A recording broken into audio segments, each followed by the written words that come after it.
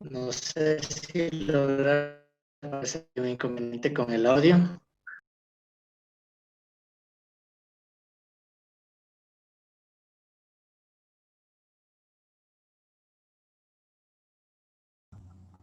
Sí, no tuvo audio el video. Ok, bueno, pero lograron verlo un poco. Vamos a ver si es que lo solucionamos y lo repetimos. Pero bueno, la idea era que se pueda ver este tipo de cultura. Si ustedes lograron ver y sin audio, pues les dejó mucho más a la imaginación, ¿no? Entonces quisiera que de lo poco que vieron, ¿qué tipo de cultura creen que hayan hecho estas hormiguitas en este video? Listo. Entonces, en este video lo que nosotros veíamos era un tipo de cultura organizacional, porque estas hormiguitas todas trabajaban entre sí y todas se colaboran para poder tener un producto que era este pájaro gigante que ellos estaban haciendo. Ellos decían que eso no se podía hacer y tenían como una expectativa irreal de que eso no era posible porque nunca lo habían hecho.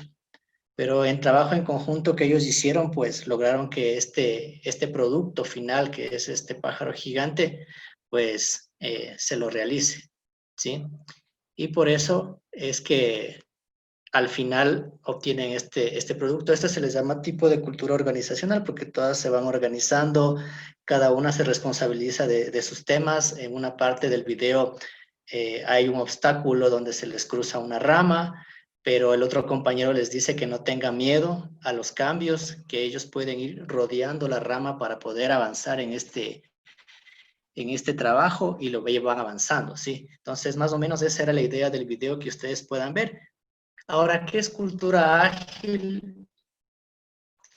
Las definiciones en equipos ágiles. Hay diferentes tipos de cultura. Partamos primeramente de lo que es cultura.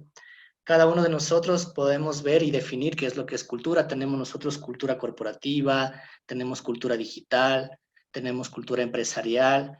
Ahora estamos hablando de cultura ágil. Entonces, para nosotros, ¿qué será la definición de cultura?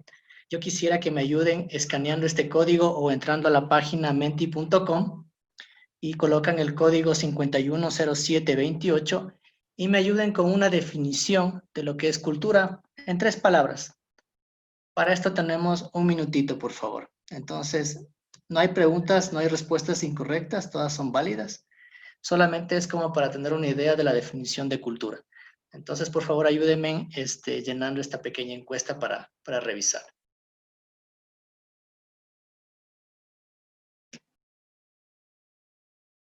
Tengo ya algunas respuestas que ustedes me han mandado. Tengo en su mayor parte costumbres, educación, políticas, creencias, costumbres, principios.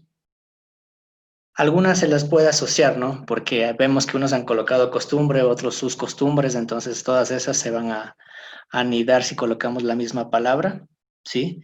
Pero todas las que ustedes han nombrado, pues son correctas. Apoyo, hábito, sociedad, sentimiento, transparencia.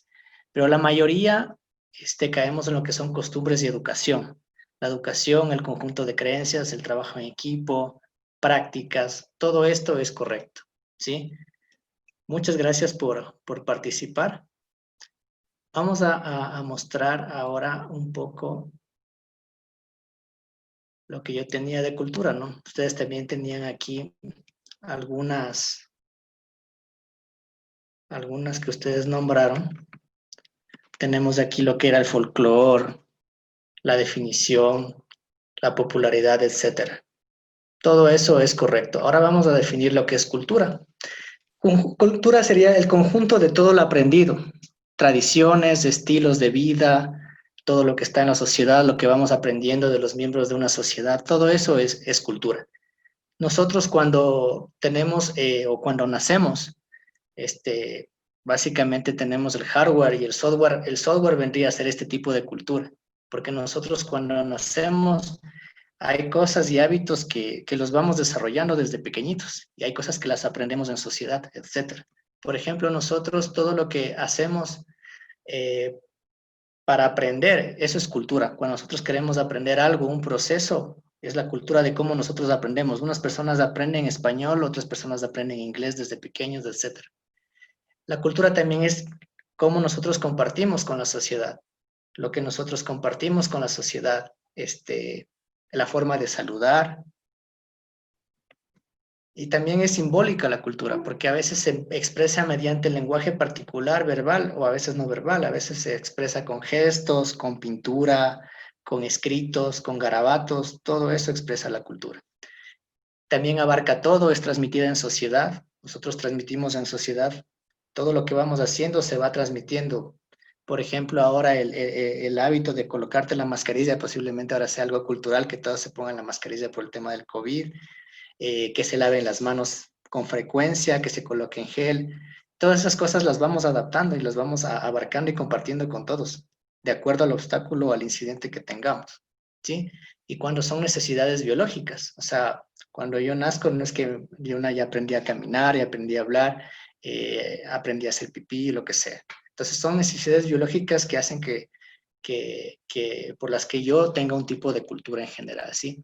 Si nuestro cuerpo es el hardware, el software sería la cultura. El software básico de origen para funcionar y aprender que está en nuestros genes. La cultura sería un software que nos dice cómo actuar en cada situación en nuestra sociedad o grupo, ¿sí? Entonces, ese software que a lo mejor en otro país sea otro tipo de cultura, le instalo a otra persona ese mismo software, posiblemente va a funcionar, pero va a aprender desde cero. Nadie nos enseña a respirar, nadie nos enseña a parpadear, a hacer la digestión, a reír, a llorar, a proteger a nuestros hijos. Esas cosas las vamos aprendiendo, ¿sí? Pero no es que la vamos viendo. Hay cosas que son innatas de nosotros, hay cosas que no son, ¿sí? Y las vamos aprendiendo con el tiempo. Entonces, por ejemplo, la cultura organizacional, que luego vamos a ver, son cosas que posiblemente la cultura de una empresa pequeña no es lo mismo que una cultura de una empresa grande o una empresa multinacional. Todo lo demás se aprende en sociedad, aprendemos a comer, aprendemos a vestirnos, a bailes folclóricos, todas esas cuestiones, vivencias, creencias, lo vamos aprendiendo en sociedad, porque solo es difícilmente que podamos nosotros tener este tipo de cultura. Los niños nacen racistas, los españoles nacen católicos, todos nacemos con un tipo de religión, no, ¿verdad? Simplemente nosotros vamos adaptándonos a la cultura en la que estemos, ya sea católico, ateo, judío, musulmán, mormón, cristiano. A eso es a lo que yo llamo como un tipo de, o la diferencia que va a existir, ¿no? Que vamos a tener nosotros entre las diferentes culturas. Ahora lo que les voy a explicar un poco es el tema de la cultura ágil, ¿sí? Una cultura ágil es un entorno respaldado de valores, comportamientos y prácticas, ¿sí? Que nos permiten llegar a todos los niveles de la organización y que se adapten de una mejor forma, ya sea desde cambios culturales hasta los cambios estratégicos de un tipo u otro. Aquí yo había sacado del libro de Kraft, 2017, en la página 33, me había robado esta imagen, ¿sí? Donde habla de los pilares de la cultura ágil o los principios, ¿sí? Como ustedes ven, en el centro tenemos la cultura, ¿sí? Y lo que estamos definiendo acá, respaldada de unos valores, de unos comportamientos, de los que son los skills. Y esto tiene prácticas o metodologías.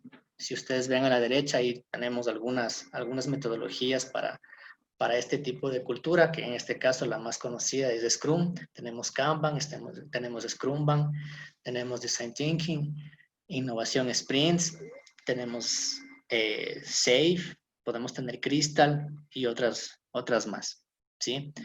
En lo que es valores, ahí podemos tener nosotros lo que es, acá viene un poco lo que son los valores, y eso es un tema muy grande que se puede hablar en otra charla, lo que son los valores de agilidad, los valores del equipo ágil, habilidad para crear, orientación al cliente, transparencia, ¿sí? Coraje, cómo reflexionamos y hacemos un feedback, etc. Y este tipo de cultura trasciende hacia la estructura de gobierno de nuestras empresas siempre, ¿no? Sí, porque si nosotros tenemos ese cambio cultural, de ley va a afectar a la estructura y a la organización, ¿sí? Y para que la organización luego se vuelva autoorganizada, que sea una organización embebida dentro de otra organización, ¿sí? Que pueda hacer operaciones diferentes a las que está haciendo actualmente. Las organizaciones a veces nacen como organizaciones tipo lobo que les llaman, y luego van creciendo. Y conforme avanza el tiempo, han ido evolucionando este tipo de organizaciones, que igual es un tema súper extenso que se lo puede conversar y lo pueden ustedes buscar, el tipo de organizaciones que existen actualmente. Esta parte de aquí es importante que les quiero explicar, que es el modelo de la cultura de Snyder, ¿sí? ¿Cómo hacemos las cosas aquí para tener éxito? Si ustedes se dan cuenta, tenemos nosotros 4 ejes, es lo que nos habla Snyder. En estos 4 ejes de la cultura, está hablando el primer eje, el primer cuadrante, que es el cuadrante del control.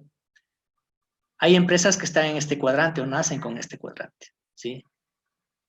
En el cuadrante del control está el seguimiento, el control, el látigo atrás de cada uno a ver lo que está haciendo. Es bien jerárquico, existe estandarización, hay mucha seguridad, hay mucho poder, hay estabilidad, hay procesos, y todo eso es lo que cuidan las empresas. De hecho, las empresas que están en este cuadrante son las que buscan objetivos a corto plazo, por lo general, ¿sí? Luego tenemos nosotros el cuadrante de la colaboración.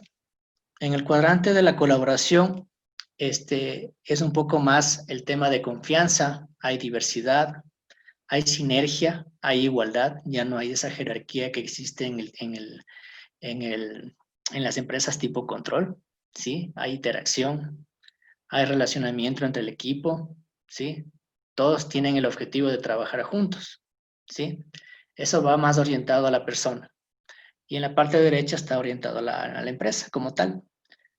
Luego que va evolucionando la empresa, llega a la etapa o al cuadrante de cultivación. Como su palabra lo dice, vamos a cultivar esta cultura, vamos a evolucionar, vamos a crear, vamos a fomentar el trabajo. Ya somos colaborativos. Ahora, ¿qué hacemos? Compartimos el conocimiento, capacitamos, hacemos pruebas de concepto para otros equipos ágiles, comenzamos a cultivar ciertos valores. Entonces, en este cuadrante, nosotros ya, aparte de ser colaborativos, de trabajar en equipo, pues ya cultivamos la cultura. Y en el cuadrante de la competencia, tenemos el éxito siendo los mejores. En el cuadrante de la competencia, nosotros somos más eficientes, somos más expertos, más profesionales, somos mejores. Tratamos de competir el uno con el otro de una forma responsable, competir con otras empresas, tratar de medirnos, ¿sí? Porque nosotros acá en la parte de colaboración y de cultivación, pues en cultivación podemos hacer retrospectivas, podemos hacer un análisis de lo que pasó en el sprint anterior, en lo que pasó en el periodo anterior, etcétera. Y en la competencia ya vamos a medirnos, vamos a decir, mira, esta empresa sacó este producto, nosotros sacamos este otro, tenemos estos beneficios, etcétera, ¿sí? Entonces, ¿qué es lo que sucede normalmente en las empresas? Es que en una empresa tipo control queremos hacer agilidad y nosotros decimos, bueno, chévere, hagamos un equipo Scrum en nuestra organización tipo control, pero en realidad eso no le hace ágil, porque la institución sigue siendo jerárquica, ¿sí? Todavía existe poder y el equipo no está más orientado a la persona, ¿no? Entonces, esa es la falla que generalmente ocurre en las empresas que quieren implementar Scrum o cualquier framework de trabajo ágil, pero la mayoría son tipo control, ¿sí? Entonces ahí es cuando vienen los inconvenientes y cómo solucionar y cómo partir de esto, porque nosotros lo que tenemos que hacer como líderes de proyecto, como consultores, como miembros del equipo, desde nosotros tratar de cambiar la cultura para poder ir avanzando a los siguientes cuadrantes. A veces me consultan cómo cambiar esa cultura, cómo podemos hacer para pasar de un cuadrante a otro. La verdad es que es analizarnos nosotros mismos y cambiar desde nosotros mismos para que el resto cambie. Sí, a veces es necesario y es importante, que yo siempre lo he recomendado, es que cuando quieren empezar un proceso ágil o una transformación de agilidad, se lo converse con las gerencias, con las altas esferas de lo que se está haciendo. Ellos son los primeros en empaparse del tema antes que el resto, para que ellos puedan dar las directrices, etcétera. Pero si no existe eso, que a veces no sucede o no se empapan al 100%, pues desde donde estemos tenemos que tratar de hacer ese cambio y tratar de impulsarlo desde el Departamento de Recursos Humanos. A veces ese es otro error, que nosotros creemos que al hacer una transformación digital, una transformación de agilidad o cualquier tipo de transformación en una empresa, lo queremos hacer, o se nos viene el foco de que ¿a dónde llegamos primero? Al departamento de TI, ¿verdad? Allá es lo que queremos cambiar, o porque la típica, o porque el otro banco tiene esto, yo también quiero eso, y a veces lo queremos hacer por moda, porque mi vecino tiene eso, yo también quiero eso, pero en realidad cada empresa tiene su cultura, tiene su tipo de organización, y con eso es lo que ellos deben hacer el cambio. Y a veces nos olvidamos de recursos humanos y ellos no saben ni lo que es agilidad, ni lo que es un feedback, una retrospectiva, etc. Entonces debemos empezar a cambiar ese chip, a empezar el cambio por el Departamento de Recursos Humanos, ¿sí? Si ustedes van a hacer un análisis en una empresa, váyanse al Departamento de Recursos Humanos y conversen con ellos primero, a ver cómo está la situación, a ver cómo pueden mejorar esa parte del trabajo que tienen en cada organización, ¿sí?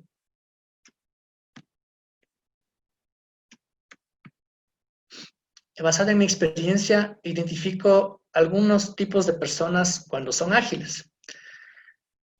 O unos tips que les puedo compartir a ustedes para que se den cuenta cuando las personas que están en el equipo tienen esos valores o esas emociones que hablábamos para hacer agilidad.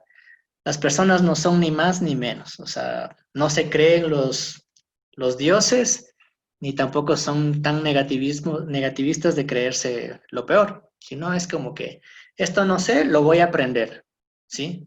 Eso es una persona que quiere emprender, que quiere hacer las cosas bien. No conozco esto, te soy sincero, pero le voy a poner ganas y esto lo vamos a hacer y voy a estudiar.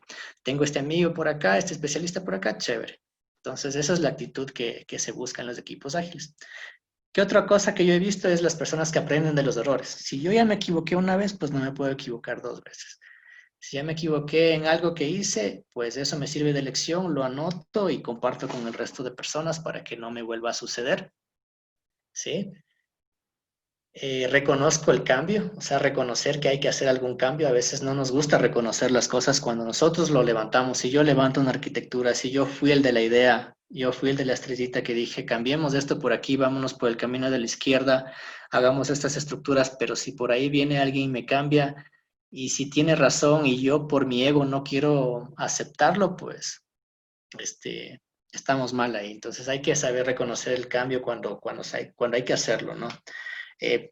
Y a veces hay que ceder para ganar. Entonces, muchas veces uno ha cedido para reconocer ese cambio y si es que luego no funciona, pues luego te dan la razón. Dices, ah, no, sí, yo me equivoqué y la otra persona también tiene ese mismo ego de reconocer que sí, tenía razón tú, disculpa, hagamos nomás como tú dijiste, esto no funciona.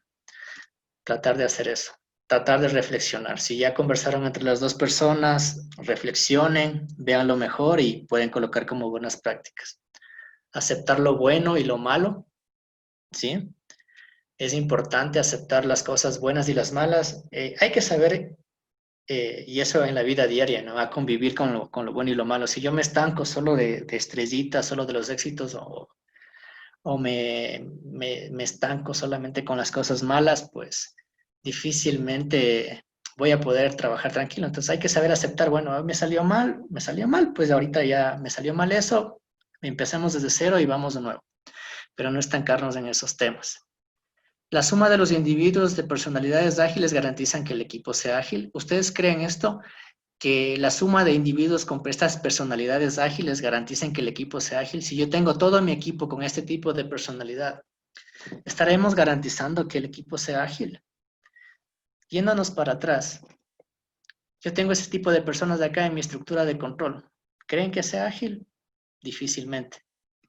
Difícilmente, por más que tengamos a las personas con este tipo de emociones y de valores, ¿sí? Entonces, esa parte es la que hay que tener bien el foco colocado, ¿no?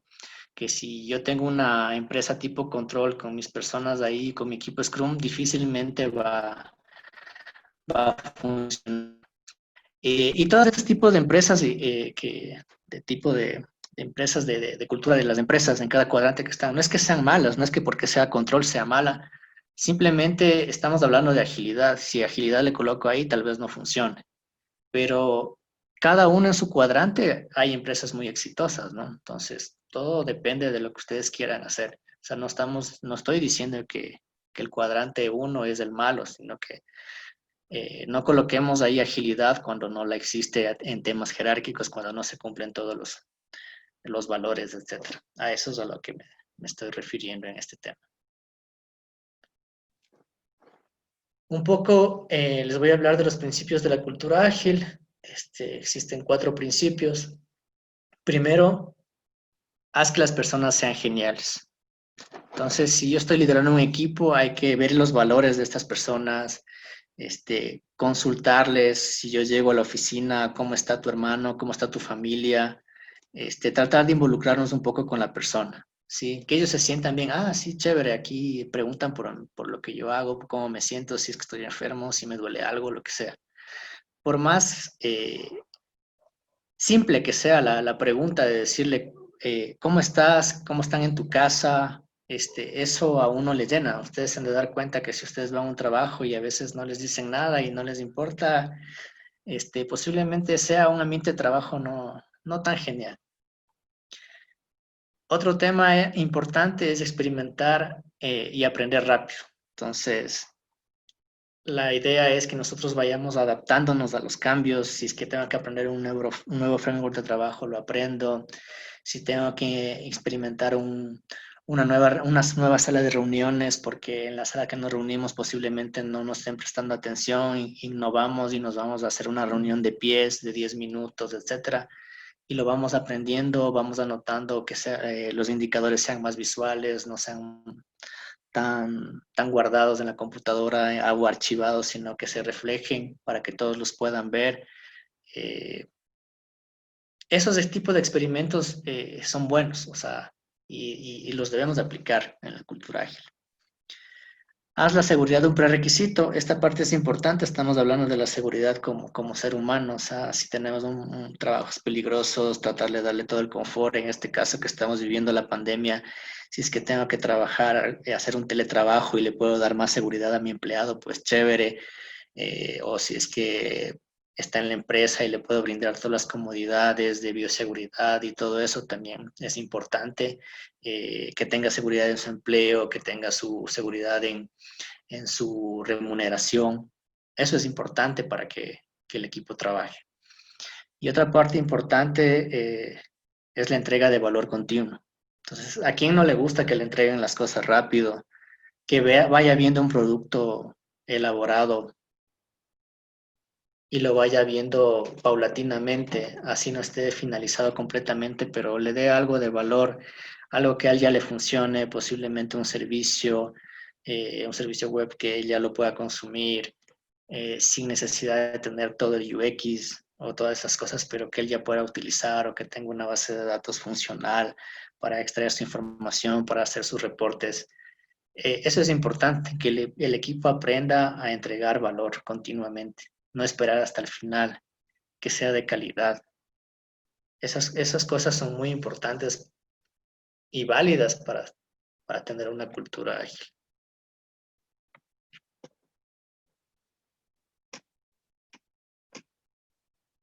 Ahora veamos un poquito de las emociones en los equipos ágiles, las emociones en general.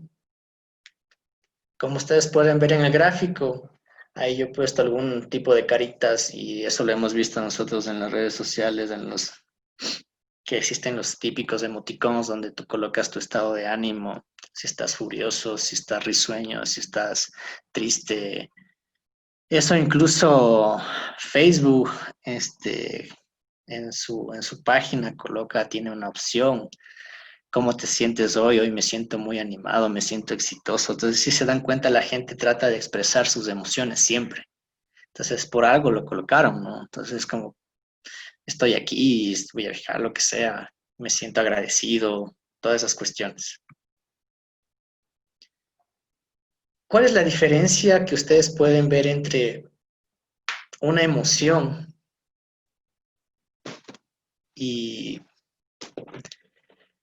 y un tipo de conducta?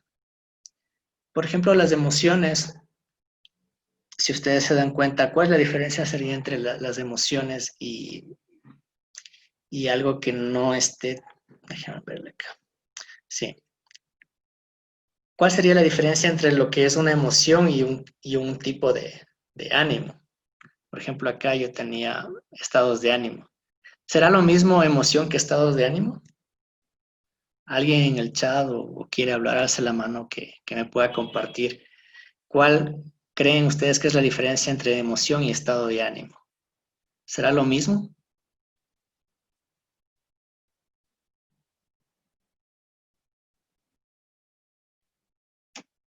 No tengamos miedo. Estamos aquí para conversar.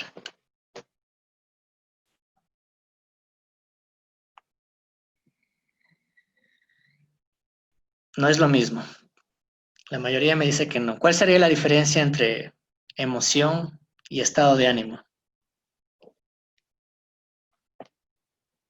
¿Cuál creen ustedes que es la diferencia? ¿O en qué se diferencia una emoción y un estado de ánimo?